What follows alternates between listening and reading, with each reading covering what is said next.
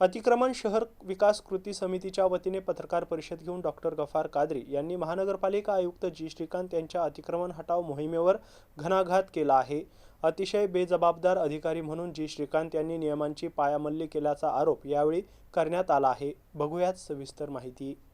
तब्बल महिनाभरापासून शहरात अतिक्रमण हटाव मोहीम मनपाच्या वतीने राबवण्यात येते। लाखो लोक या मोहिमेत बाधित झाले असून मनपा आयुक्त जी श्रीकांत यांनी बेजबाबदारपणे ही कारवाई केल्याचा आरोप डॉक्टर गफ्फार कादरी यांनी केलाय।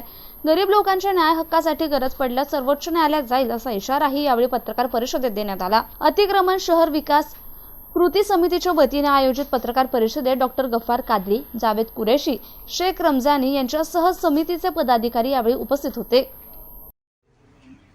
जे अनधिकृत बांधकामे ती पास रस्त्यावरचे एन्क्रोचमेंट रिमूव्ह करणार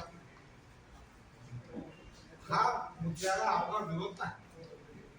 जर रस्त्यावर कोणी आपली टपरी ठेवली, कोणी रस्त्यावर पुढे आला, तो एन्क्रोचमेंट आहे। रोड वाइडनिंग हा सेपरेट विषय आहे। हे पुरापरीचे काम होतं। माझ्या समोर जे केसेस आहेत, मी सुद्धा विचार केला की रात्री त्याने भुंग्यामध्ये पाठवलं काय, आम्ही भीक पाळणार आणि पाळून दिलं। मला असं वाटलं की अगोदर जे काही तिने प्रक्रिया केली असावी ते कायदेशीर केलं असेल। काही घटनामध्ये हायकोर्टाने लोकांना रिलीफ दिले नाही। हायकोर्टामध्ये काही लोक गेले होते आपण, तर मला असं वाटलं की ते कायदेशीर करत असेल। परंतु जेव्हा मी स्वतःच्या प्रॉपर्टी बद्दल माहिती घेतली, दुसऱ्यांच्या बद्दल माहिती घेतली, असं लक्षात आलं की सब जो है सो जी श्रीकांत के सामने मुंह बोलने को बनते। सर जी श्रीकांत माझ्यासारखे जी श्रीकांत एक शासकीय अधिकारी, माझ्यासाठी जी श्रीकांत IAS अधिकारी,